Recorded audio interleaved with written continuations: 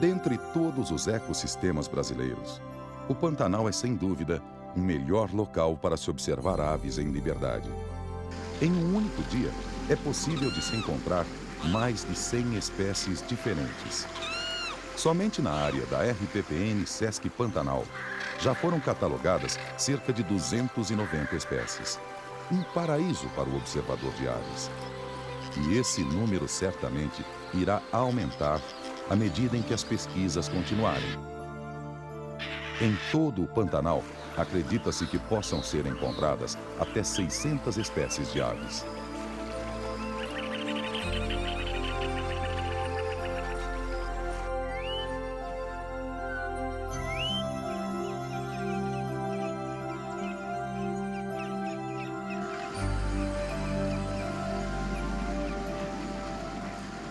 O grande número de aves de cada espécie também contribui para que se possa vê-las por toda a parte, a toda hora.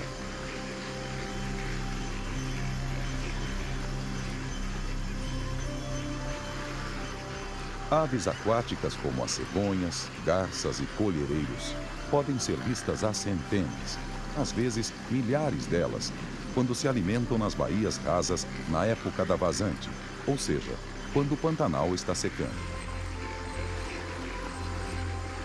Cada baía funciona como um enorme freezer, conservando o alimento para ser consumido na hora certa.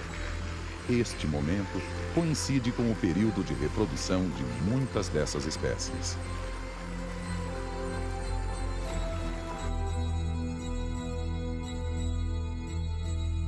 Na RPPN Sesc Pantanal, podemos encontrar vários tipos de ambientes com vegetação característica e que abrigam diferentes espécies de aves. Ao longo dos rios, corichos e vazantes, onde a vegetação é mais encorpada, com aspecto florestal, podemos procurar por japuíras, com seus ninhos em colônias.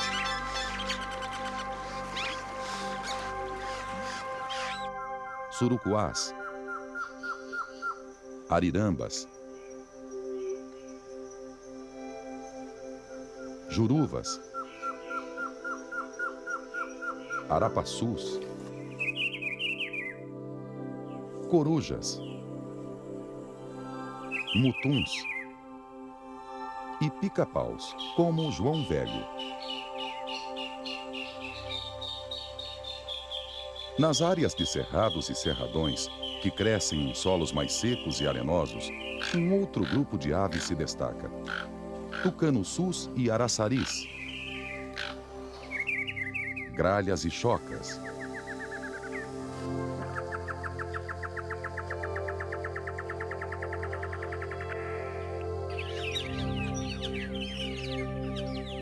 inambus, chororós e rolinhas, e aves de rapina, como o carrapateiro e o gavião carijó.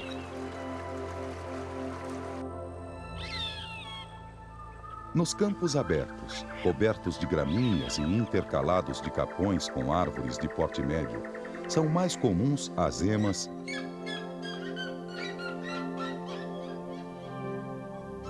seriemas,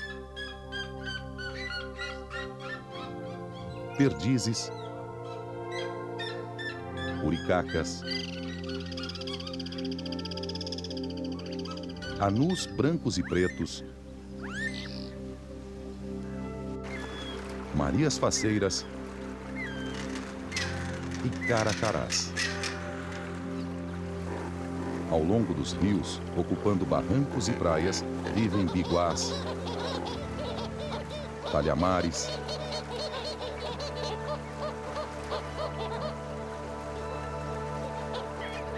trinta-réis,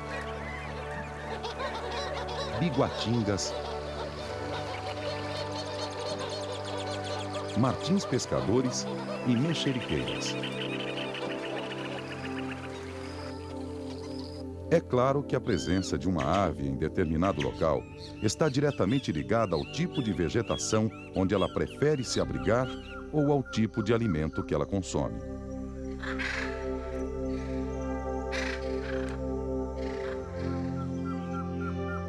Na RPPN Sesc Pantanal, A vegetação característica chamada de Complexo do Pantanal sofre influência da caatinga, cerrado, floresta amazônica e do Chaco. Isto aumenta ainda mais as possibilidades de se encontrar diferentes espécies de aves na área da reserva.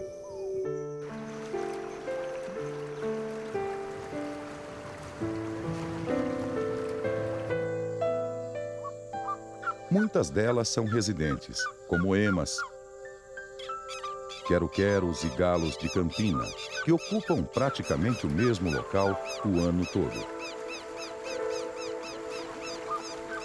Outras aves, no entanto, são migratórias. Viajam longas distâncias todos os anos para fugir de invernos rigorosos, como é o caso dos maçaricos, que migram da América do Norte para o Sul.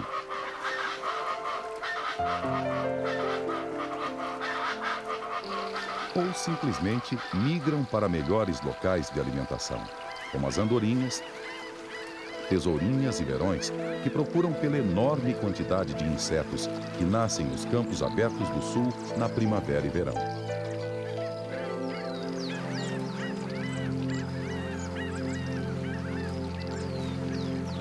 No mundo das aves, a diversidade de espécies e adaptações ao ambiente e alimento que consomem acabaram criando um conjunto espetacular de seres que variam em tamanho, como a ema e o beija-flor,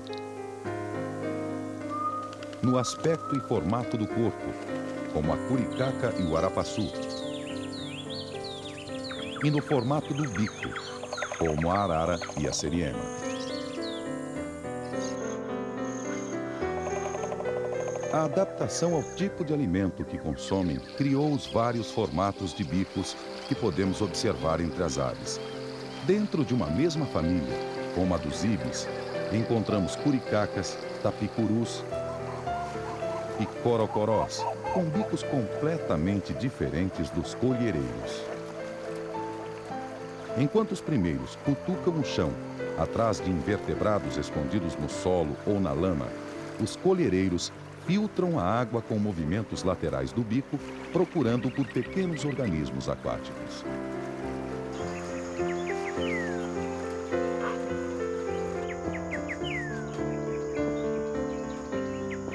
Pica-paus possuem bicos curtos e duros, capazes de abrir pequenos buracos nos troncos das árvores, de onde retiram larvas nutritivas de besouros e outros insetos. Seus parentes, os tucanos e araçaris, desenvolveram bicos enormes e leves, que servem para abrir frutas e capturar insetos. Os desenhos e as cores fortes também servem para intimidar possíveis predadores, que se iludem com o aspecto agressivo do bico. Jaburus usam o bico enorme para vasculhar o fundo das baías rasas, até capturar um peixe que passe ao seu alcance. Socós e garças, com bicos mais curtos, espreitam suas presas até o momento certo para o ataque, quase sempre certeiro.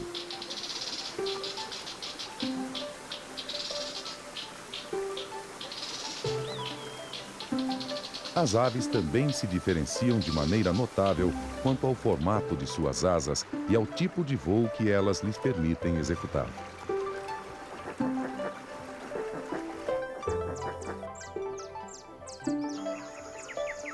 O beija-flor pode voar para frente e para trás, para cima e para baixo, e pairar no mesmo local com grande precisão. O martim pescador também consegue pairar sobre uma lagoa. O mesmo faz o peneirador, um gavião que patrulha os campos abertos atrás de insetos e pequenos roedores.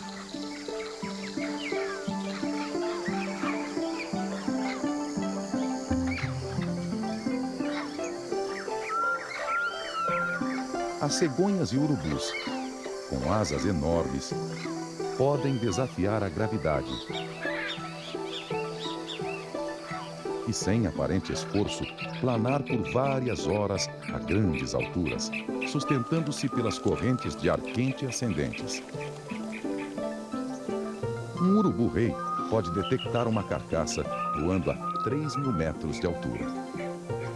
O talhamar tem asas longas, que possibilitam um voo rasante sobre rios e baías para apanhar pequenos peixes. Já os gaviões e falcões possuem asas que lhes permitem planar e atacar em voos rápidos, que atingem velocidades incríveis de até 300 km por hora.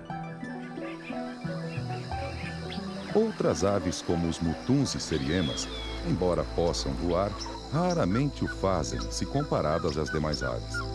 E temos também o caso extremo da ema, que, embora tenha grandes asas, é incapaz de voar. As asas se prestam para fazer a corte.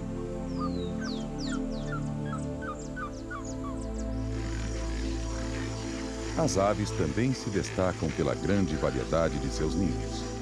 Na luta pela sobrevivência, esse é o momento mais crítico na vida de uma ave, tanto para os filhotes quanto para os adultos, que precisam se dedicar com afinco à incubação dos ovos e cuidados com os filhotes. Entre as aves do Pantanal, encontramos ninhos sofisticados e de trabalhosa construção, como o do João de Barro e do Graveteiro, que passam vários dias dedicados quase que exclusivamente à tarefa de construir um local seguro para a reprodução.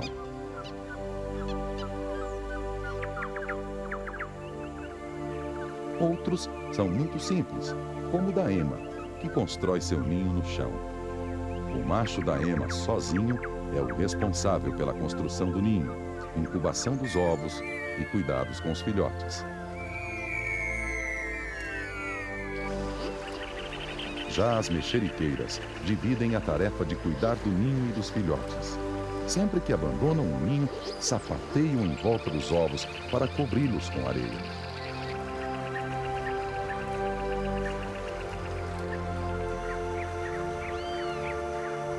O jaburu é dono do maior ninho.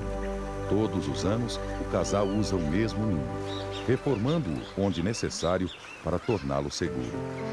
Com o passar dos anos, no entanto, certos ninhos se tornam tão grandes e pesados que acabam caindo.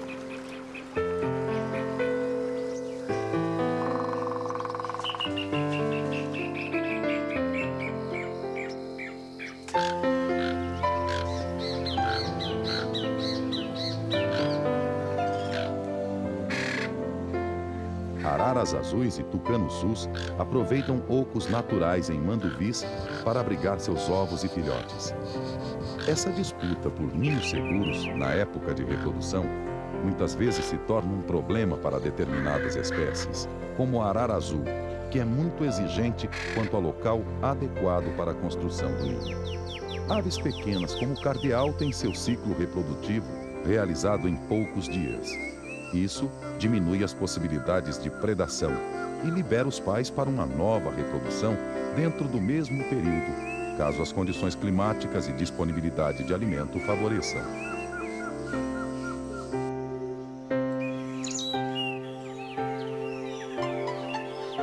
Quando nascem, os filhotes das aves têm duas alternativas: abandonar o ninho imediatamente ou permanecer nele até ter condições seguras de sobrevivência.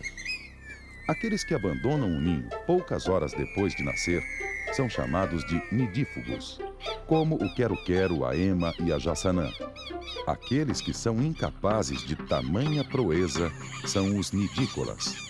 Esses são completamente indefesos quando nascem e dependem dos pais para alimentá-los e protegê-los. Alguns passam poucos dias no ninho, como os sabiás laranjeiras, que em 17 dias já podem se aventurar pelas vizinhanças. Outros, como as garças e cegonhas, chegam a permanecer 3 meses no ninho, dependendo dos cuidados constantes dos pais. Até mesmo água, os pais precisam trazer nos dias muito quentes. E ainda existe o perigo do primeiro voo.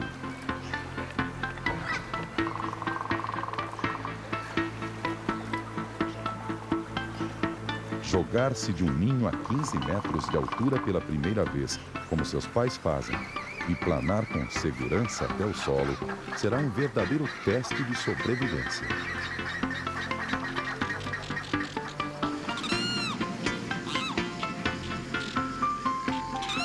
No mundo todo, existem cerca de 10.000 espécies de aves. Número pequeno, se comparado aos insetos, que já ultrapassam 1 milhão de seres catalogados. As aves são os principais agentes naturais controladores das populações de insetos. Algumas espécies contribuem também para a dispersão de sementes. Outras na polinização de flores. E ainda existem aquelas que consomem rapidamente as carcaças de animais mortos. Qualquer que seja o ambiente onde vivam ou sua especialidade alimentar, as aves desempenham um importantíssimo papel ecológico, impossível de ser substituído caso elas desapareçam.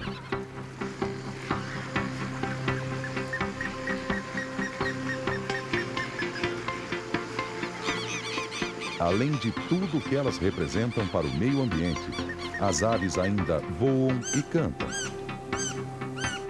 2 atributos que nós humanos admiramos e até invejamos.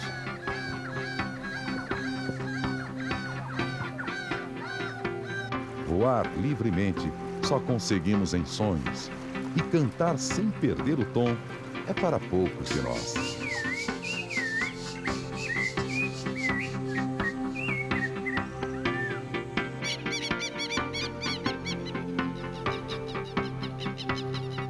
As aves cantam principalmente para marcar seu território e identificar-se para o companheiro ou filhote, e reforçar os laços que os unem.